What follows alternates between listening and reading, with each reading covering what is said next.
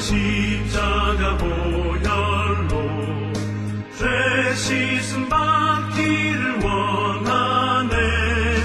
내 죄를 씻으신 주 이름 찬송합시다.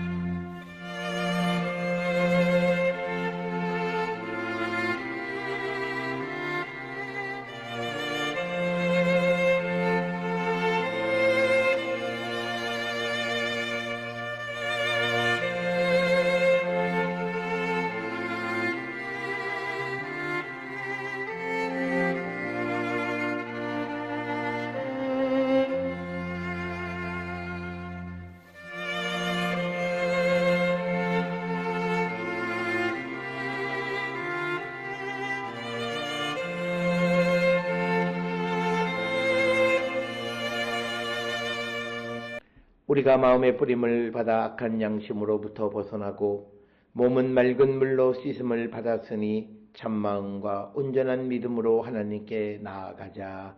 아멘.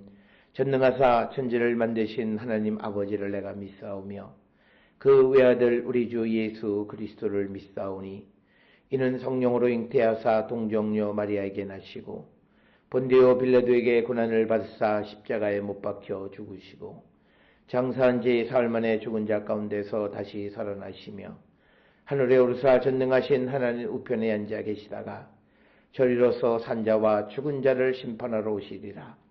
성령을 믿사오며 거룩한 공예와 성도가 서로 교통하는 것과 죄를 사하여 주시는 것과 몸이 다시 사는 것과 영원히 사는 것을 믿사옵나이다. 아멘.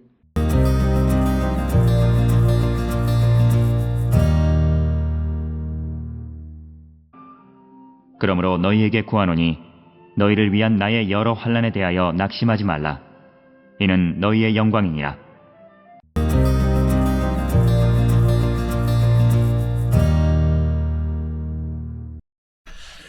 오늘 우리가 함께 읽은 에베소서 3장 13절 그러므로 너희에게 구하노니 너희를 위한 나의 여러 환난에 대하여 낙심하지 말라. 이는 너희의 영광이니라 라는 말씀은 이제 1절에서 3장 1절에서 시작된 바울의 개인적 고백, 이름으로 갇힌 자 된 나 바울이의 결론 부분으로서 자신의 고난의 신학적 의미를 해석하고 이 편지를 받아보는 에베소 교회 성도들에게 목회적으로 격려하는 그런 말씀이 오늘 주시는 3장 13절의 말씀이 되겠습니다. 바울은 에베소 교회 성도들을 위하여 자신이 겪고 있는 고난으로 인해 그들이 낙심하지 말 것을 간청합니다. 그 이유는 자신이 당하는 환난이 오히려 그들에게 영광이 되기 때문이다, 이렇게 밝힙니다. 그래서 바울이 복음을 위해 옥에 갇힌 것은 에베소 성도들이 복음을 듣고 믿게 된 직접적 계기가 되었으며, 그러므로 바울은 오히려 이를 기쁘게 받아들이고 있음을 우리에게 보여주는 그런 말씀이 되겠습니다. 그렇지만 당시 많은 동역자들은 바울의 투옥을 부정적으로만 받아들였고 그 의미를 바르게 인식하지 못했습니다. 이에 대해 바울은 현재의 고난을 장차 나타날 영원한 영광과 비교하며 이를 감내하고 있다고 해석을 합니다. 특히 고린도후서 4장 17절에서 그는 우리가 잠시 받는 환난에 경한 것이 지극히 크고 영원한 영광에 중한 것을 우리에게 이루게 함이라고 말합니다. 뿐만 아니라 로마서 8장 17절에서 우리가 그와 함께 영광을 받기 위하여 고난도 함께 받아야 할 것이다, 이렇게 선언하고 있습니다. 그래서 오늘 주시는 13절에 그러므로 너희에게 구하노니는 그러므로 나는 간청한다, 이런 의미입니다. 이것은 단순한 조언이 아니라 강한 목회적 간절함이 담긴 호소의 내용이고, 바울이 자신이 겪는 여러 환난, 즉 옥에 갇힌 현실이 오히려 너희를 위한 것임을 분명히 밝힙니다. 바울은 정치범이나 우연한 피해자가 아니라 복음을 위해 특별히 이방인을 위한 사명을 수행하는 가운데 고난을 감수한 자로 자신을 위치시키고 있습니다. 그래서 이제 낙심하지 말라라고 말합니다. 낙심하지 말라라고 하는 이 헬라어 동사의 의미는 기운을 잃지 말라, 무너지지 말라라는 뜻으로 내면의 영적 심리적 좌절을 하지 말라라고 하는 겁니다. 이는 직설적 명령이 아니라 간접적 요청의 형태를 띠고, 바울은 자신의 고난이 성도들에게 신앙적 실망이나 후퇴의 원인이 되지 않기를 간절히 바라는 그런 이야기가 되겠고, 이는 너희의 영광이니라 해서 영광은 영의 자긍심 이상의 개념으로 하나님의 구속 계획 속에 나타난 참여의 결과를 가리키는 것입니다. 그래서 바울의 고난은 에베소 성도들이 복음을 들을 수 있게 한 구속적 통로였으며, 따라서 이는 부끄러움이 아니라 하나님의 구속 사역에 함께 참여한 결과로 오히려 영광이다, 이렇게 말하고 있는 것이 오늘 주시는 13절의 말씀이 되겠습니다. 그래서 바울은 목회적 관점에서 이 에베소 교회 성도들에게 자신의 일로 말미암아 오히려 낙심하지 말라는 거죠. 그래서 우리가 세상을 살아가면서 이처럼 바울이 에베소 교회 성도들을 배려하는 것처럼 내가 겪고 있는 여러 가지 어려움이나 환난 때문에 다른 사람들의 신앙에 부정적 영향을 주지 않도록 힘쓰는, 배려하는 그런 자세가 우리에게 필요함을 보여주는 그런 말씀이 되겠고, 그래서 그렇게 하려면 이 바울처럼 자신이 겪는 고난에 대한 신학적 의미를 찾아갈 수 있어야 됩니다. 그래서 그 고난 속에서 하나님의 의미를 찾아가는, 그래서 이것이 오히려 너희들에게는 영광이다라고 하는 이런 말, 이런 신학적 해석이 필요하다라고 하는 겁니다. 그래서 오늘 주시는 13절은 3장 1절로 13절의 요약이자 절정으로서 하나님의 경륜을 따라 이방인도 하나님의 가족으로 받아들여졌으며 이를 위해 바울이 고난받는다는 신학적 선언이 오늘 주시는 13절의 말씀이고, 이제 이것은 14절로부터 바울의 중보 기도가 시작되고 이 구절은 기도로 나가기 직전 성도들에게 주는 강력한 영적 격려의 말씀이다, 이렇게 설명할 수 있습니다. 그래서 오늘 주시는 본문의 말씀은 복음을 위한 고난이라는 바울의 신학적 해석을 우리는 귀를 기울여야 합니다. 바울은 자신이 겪는 고난을 수치로 여기지 아니하고 복음을 맡은 청지기로서 사명을 완수하는 과정으로 설명을 합니다. 이는 고난에 대한 성경적 신학의 전형을 우리에게 보여주고 모든 그리스도인들이 고난을 어떻게 이해하고 수용해야 하는가 하는 하나의 모델을 제시해 주는 것이 오늘 주시는 바울의 입장, 즉 복음을 위한 고난이라는 개념을 우리도 받아들이고, 내가 겪는 어려움이나 이런 것들을 그냥 속히 벗어나기만을 바라는 것이 아니라 이것이 갖는 영적인 의미가 무엇인가를 다시 한번 생각하면서 그 고난의 신앙적 의미를 찾아가는 자들이 되어야 함을 우리에게 보여주는 말씀이 되겠습니다. 그리고 또한 오늘 주시는 바울은 단지 개인의 신앙적 차원을 넘어서 에베소 교회를 위한 대속적 사역자로서 자신을 이해합니다. 그래서 그의 고난은 에베소 교회가 그리스도의 몸에 속하게 된 사건과 직결되고 교회의 정체성을 형성하는 중심 요소가 됨을 우리에게 보여주고 있습니다. 그래서 바울은 교회를 위한 헌신의 삶을 보여주고, 그래서 우리가 복음을 위해서 일하는 사람들은 교회를 위한 사도적 헌신을 행하는 자들이 되어야 함을 우리에게 보여주는 그런 말씀이고, 또한 오늘 주시는 본문은 바울은 고난을 단지 제거해야 할 고통으로 보지 않고 오히려 고난은 하나님의 구속 계획이 성취되는 통로이고 그 속에 담긴 하나님의 영광을 바라보게 하는, 고난 속의 영광을 바라보는 그런 입장을 보여주고 있습니다. 그래서 이것은 고난을 통해 복음의 실체와 하나님의 은혜가 드러남을 강조하는 고난 속의 영광이라고 하는 그런 개념을 우리에게 가르쳐주는 귀한 말씀이 되겠습니다.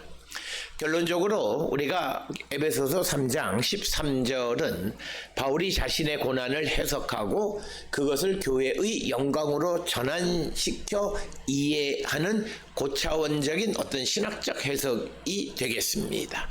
그래서 이 구절은 고난의 신학, 사도적 헌신, 복음의 대속적 차원, 그리고 교회의 존귀함을 압축적으로 보여주는 것이고, 하나님의 구속사가 바울의 고난 가운데에서도 중단 없이 성취되고 있음을 우리에게 보여주고 있습니다.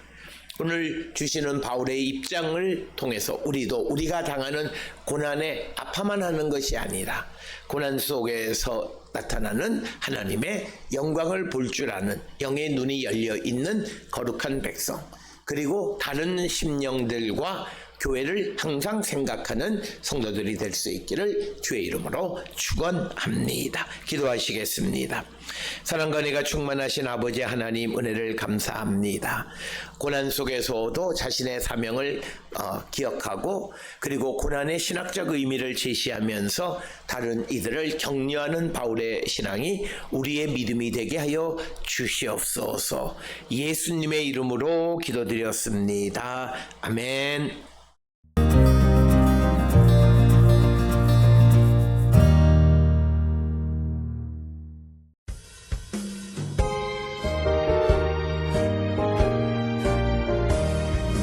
영광을 받으신 만유의 주여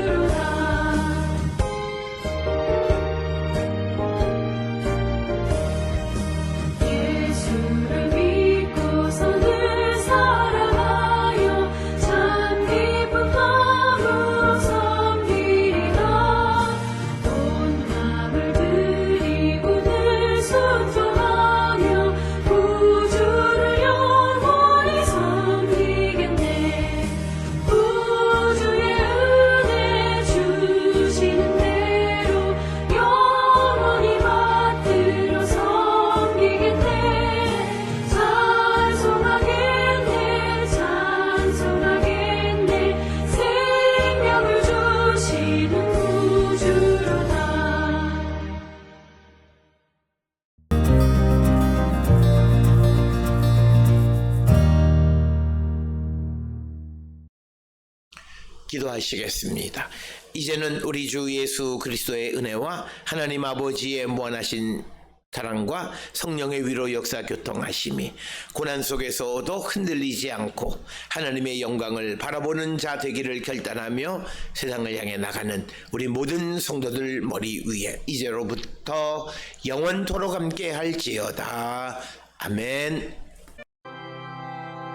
주 너를 지키시고